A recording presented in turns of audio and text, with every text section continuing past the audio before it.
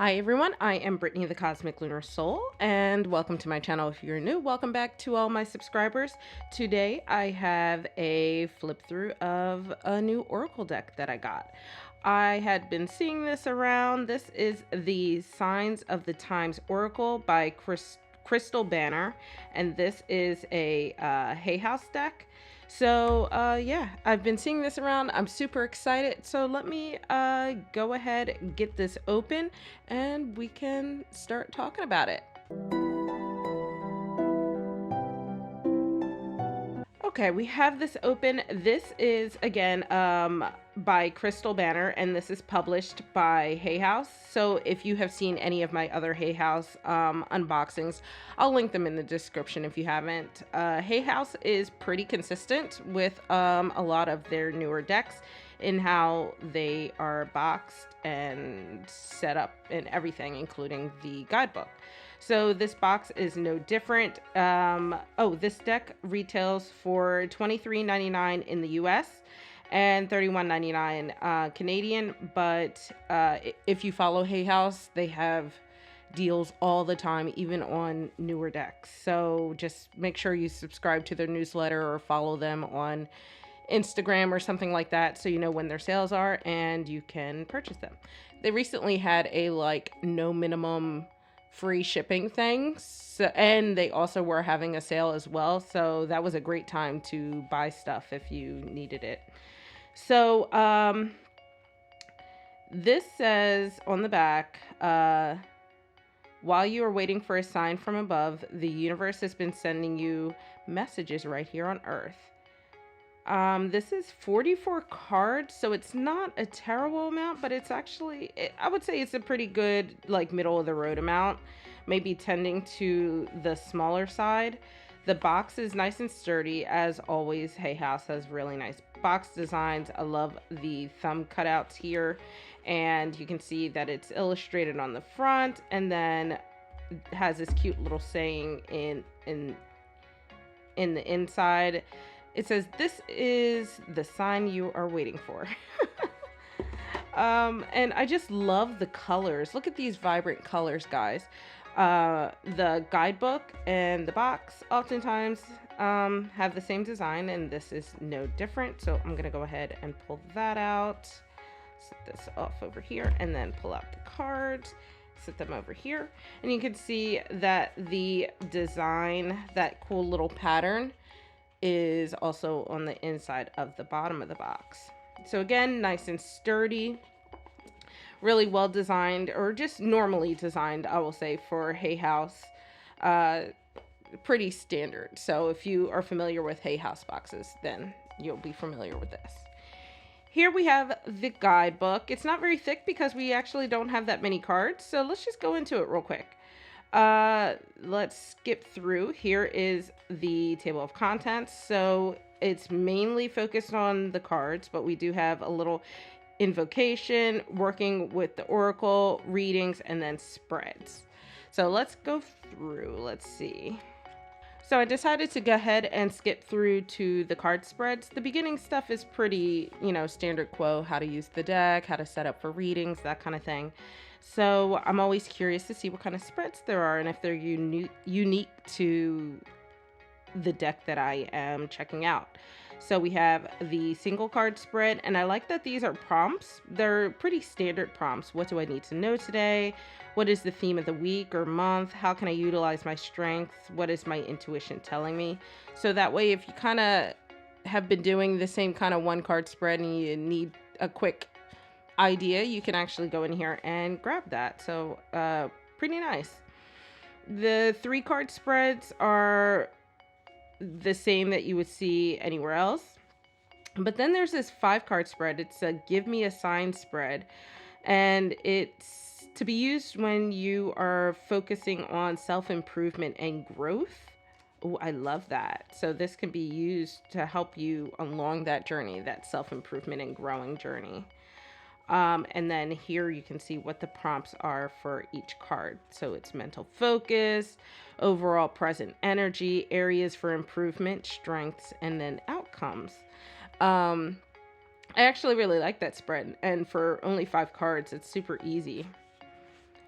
So here is how the individual card pages are set up. So I'm going to just kind of flip through. Yeah, it looks like they are all set up the same way. It is a 2-page spread here, which I really like. So it has the number, it has the name of the card, the keyword, what the card looks like, and then goes into the meaning of the cards.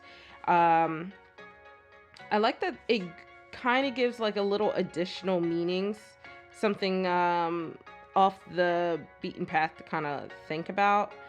So that way, if the main stuff doesn't quite fit what you're looking for, maybe it's down here in here.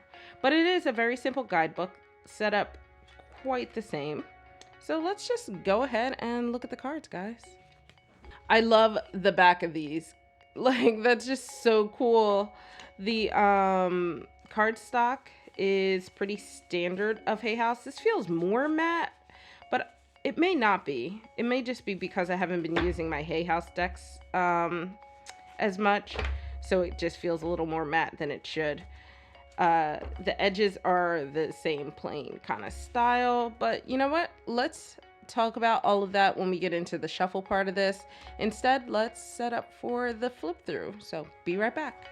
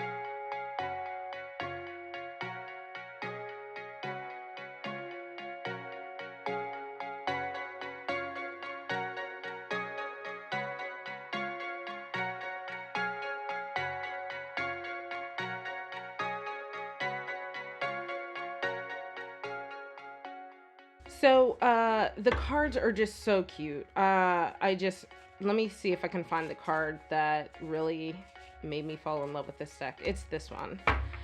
I just thought it was so cool. The concept of the card, like the fridge here, and the concept of this being hope.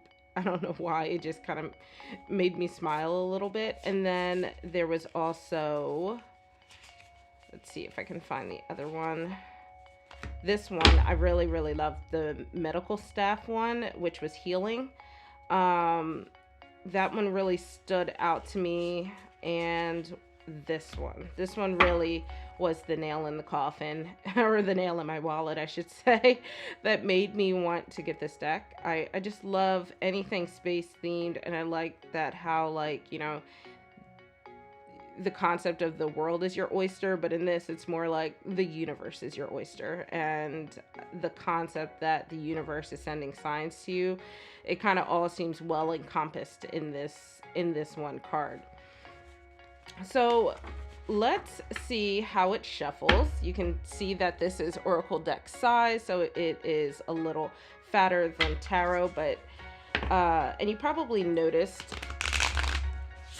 during the flip through that they were a little sticky. That's pretty normal of new decks. They can just be like that. So overhand, sorry, it's a little shaky. Overhand is pretty good. Just needs a little bit of breaking in, which nothing a little bit more shuffling can't solve. And then you already saw the rifle and bridge, or riffle and bridge rather. Bridged very well. Let's see if this will fan. My surface is a little slick, but let's see. No, still a little chunky, so it needs a little more shuffling before it can get a nice good fan going, which I recall that being an issue with brand new Hay House decks to begin with, so that's nothing abnormal. So I'm going to do a portion of this that I have never done before, and I want to talk about some decks that I think would pair really well with this. One is going to be an indie deck and one is going to be mass market. So I'm going to just shuffle and pull a random card here just so we can kind of look at it.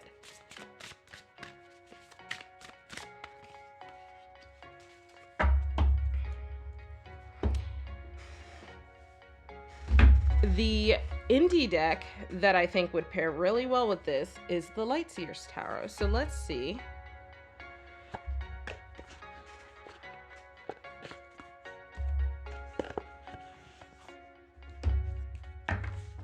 So let's see how the cards look together. I'm going to just do a quick shuffle. I'm not really doing any reading here. It's just sort of like a mindless exercise so I can see what things look like as if I was going through a reading. So I'm just going to pull a card.